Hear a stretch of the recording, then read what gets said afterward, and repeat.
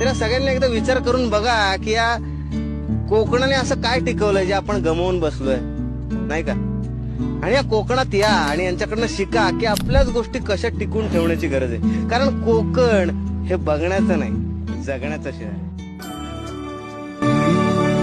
काळजातुनी सुगंध वेचता, स्वप्न साजिरे नभात पेरता, सोहळे असे मनात रंगता, घनभर सुलागे जरा, त्यात वाटेवरी मोगरा,